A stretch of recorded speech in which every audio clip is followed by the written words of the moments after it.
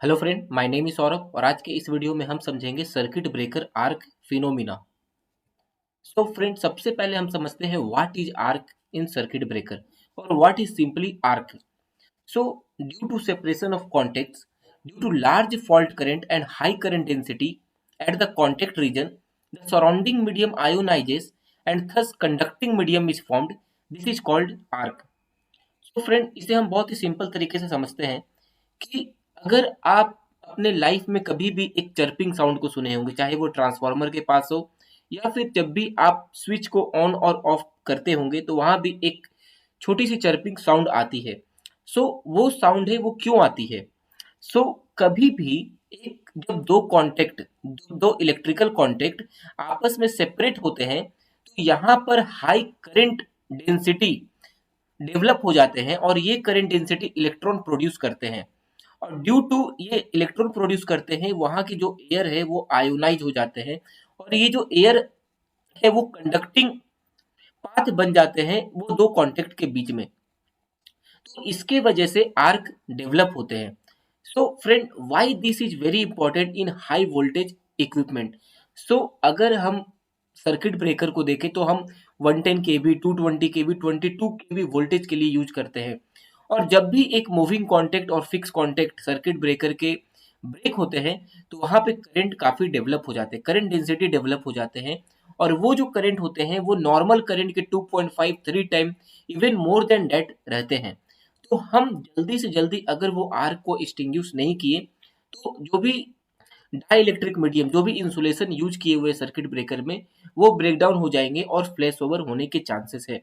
तो जो भी electrical equipment, either circuit breaker हो या फिर कोई भी आइसोलेटर हो, तो इसके क्या करंट है, क्या उसके करंट डेंसिटी है, कितने करंट फ्लो हो सकते हैं, उसको देख के ही हम उसके इंसुलेशन को डिजाइन करते हैं और इक्विपमेंट को भी डिजाइन करते हैं।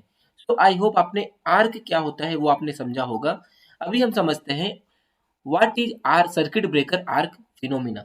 सो फ्रेंड, हम जानते हैं कि सर्किट ब्रेकर में दो कॉन्टेक्ट होते हैं। One is the fix contact and other one is the moving contact. So अगर सपोज कोई भी फॉल्ट हुए सर्किट ब्रेकर में तो वो फॉल्ट को रिले सेंस करेंगे और सर्किट ब्रेकर को ट्रिप कमांड सेंड करेंगे। तो जैसे ही सर्किट ब्रेकर ट्रिप होते हैं तो जो भी आपके मूविंग कॉन्टेक्ट है, लाइक आप देख सकते हैं जो भी मूविंग कॉन्टेक्ट है वो फिक्स कॉन्टेक्ट से सेपरेट होना स्टार्ट हो जाते हैं। सो फ्रेंड, जब भी आपके जो मूविंग कॉन्टेक्ट फिक्स कॉन्टेक्ट से सेपरेट होंगे तो यहाँ पर दो चीजें होंगी। एक तो आपका करंट डेंसिटी है, करंट डेंसिटी है वो इंक्रीज होना स्टार्ट हो जाएंगे। करंट डेंसिटी क्यों इंक्रीज होंगे? क्योंकि जो आपके कॉन्टेक्ट है, जो एरिया ऑफ क्रॉस सेक्शन है बिटवीन मूविंग कॉन्टेक्ट और फिक्स कॉन्टेक्ट, वो रिड्यूस होना स्टार्ट हो जाएंगे। So first one is the current density increase होना स्टार्ट हो जाएंगे एंड सेकेंड वन इज कि आपके जो फिक्स कॉन्टेक्ट और मूविंग कॉन्टेक्ट है उसके बीच में वोल्टेज डिफरेंस डेवलप होना स्टार्ट हो जाएंगे। तो इसके वजह से फिक्स कॉन्टेक्ट और मूविंग कॉन्टेक्ट उसके बीच में काफी ज्यादा इलेक्ट्रॉन्स डेवलप होना स्टार्ट हो जाते हैं। और जो भी एयर या फिर जो ऑयल है कंडक्टिंग पाथ, तो एयर में जो भी आपके इलेक्ट्रॉन, प्रोटॉन, न्यूट्रॉन होते हैं वो आयोनाइज हो जाते हैं और यहाँ पर आर्क डेवलप होना स्टार्ट हो जाते हैं। और फ्रेंड, ये आर्क जो होते हैं, ये जो करंट होते हैं वो नॉर्मल करंट से 2-3 टाइम्स ज्यादा होते हैं। नेक्स्ट हम समझते हैं what is the principle of arc extension. So friend, जैसा कि मैंने बताया, आर्क होने के दो तरीके होते हैं, दो वजह से आर्क हो सकते हैं और ये दो वजह में से कोई भी हम हटा दें तो हम आर्क को एक्सटिंग्विश भी कर सकते हैं। The first one is the potential difference between contact and second one is the ionised particle between contact. तो फ्रेंड, जैसा कि मैंने बताया, सर्किट ब्रेकर में दो कॉन्टेक्ट होते हैं, moving contact and fix contact. तो अगर मूविंग कॉन्टेक्ट और फिक्स कॉन्टेक्ट के बीच में गैप है वो कम है, दैट मीन्स की जो वोल्टेज है वो बहुत ज्यादा डेवलप होंगे। और अगर 10 to the power 6 वोल्ट पर सेंटीमीटर ग्रेडियंट रहे तो ये इनफ है आर्क को डेवलप करने के लिए। सो और second one is the ionised particle between contact. So friend, तो जैसे ही सर्किट ब्रेकर के मूविंग कॉन्टेक्ट सेपरेट होना स्टार्ट होते हैं, करंट डेंसिटी है वो इंक्रीज हो जाते हैं between moving and fix contact. और ये करंट डेंसिटी है वो एयर पार्टिकल को आयोनाइज कर देते हैं और आर्क वहां पर डेवलप हो जाते हैं। So there is the two reason for arc development. First one is the potential difference and second one is the ionized particle between contact. So friend, next हम समझेंगे मेथड ऑफ आर्क एक्सटेंशन। हम arc को कैसे बुझा सकते हैं, हम arc को कैसे एक्सटिंग्विश कर सकते हैं। So there is two method, first one is the high resistance method and second one is the low resistance method.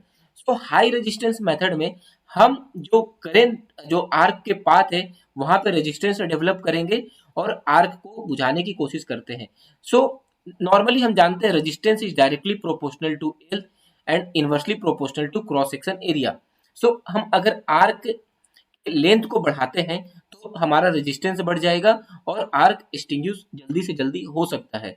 सो जैसे ही जितना जल्दी हम मूविंग कॉन्टेक्ट और फिक्स कॉन्टेक्ट के बीच में गैप हम ला देंगे, जितना ज्यादा हम मूविंग कॉन्टेक्ट और फिक्स कॉन्टेक्ट के बीच में गैप रहेगा, आर्क का लेंथ उतना ही ज्यादा रहेगा और उतना ही जल्दी आर्क एक्सटिंग्विश हो सकता है। एंड सेम वे अगर हम क्रॉस सेक्शन एरिया को रिड्यूस कर दें between fix contact and moving contact, तो भी आर्क का रेजिस्टेंस है वो बढ़ जाएगा और आर्क एक्सटिंग्विश हो सकता है। The third one is the cooling of area. First one is the increasing the length. Second one is the reducing the cross section area. Third one is the cooling of arc. So हम जैसे ही arc develop हो हम oil या SF6 gas हम provide करते हैं to cool the arc. तो ये जो कूलिंग हम प्रोवाइड करते हैं यहाँ से भी हम रेजिस्टेंस इंक्रीज कर रहे हैं और आर्क को एक्सटिंग्विश कर रहे हैं। And fourth one is the splitting of arc.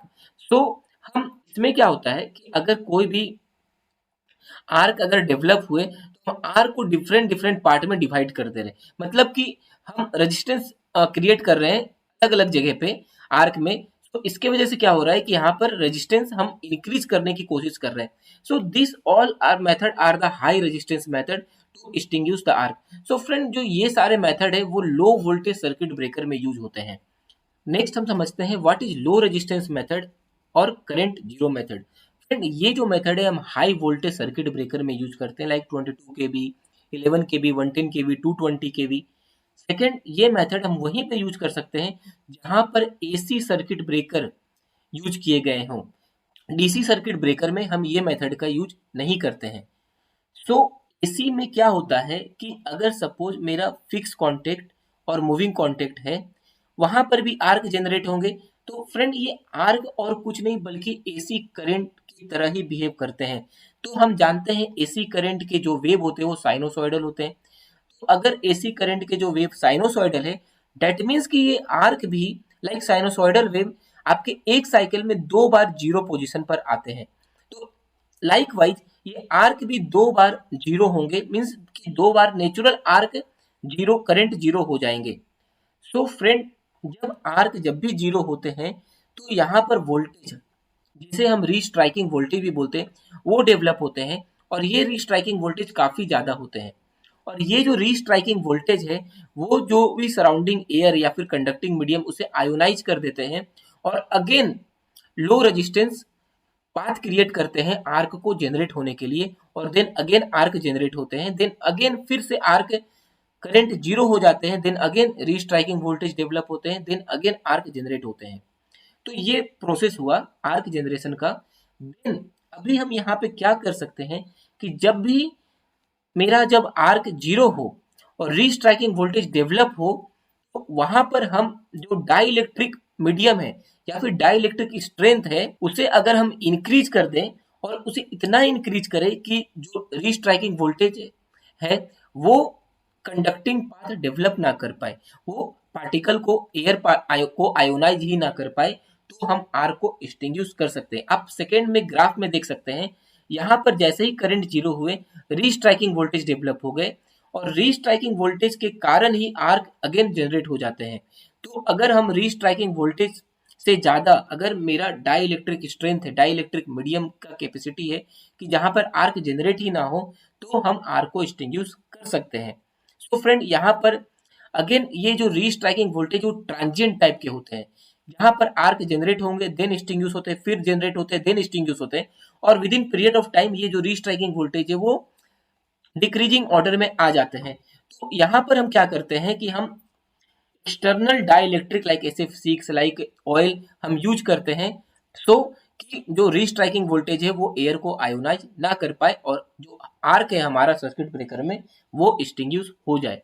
Friend, अगर आपको what is restriking voltage, what is transient voltage, what is rate of recovery voltage के बारे में जानना है तो आप कमेंट सेक्शन में बोल सकते हैं, मैं उस पर भी एक वीडियो बना दूंगा। सो आई होप फ्रेंड आपने समझा होगा कि आर क्या होते हैं सर्किट ब्रेकर में, हम आर को कैसे एक्सटिंग्विश करते हैं, what is low resistance method, what is high resistance method. So that's all about this video. If you like the video, please like, share and subscribe. If you have any doubt, you can ask in the comment section. Thank you.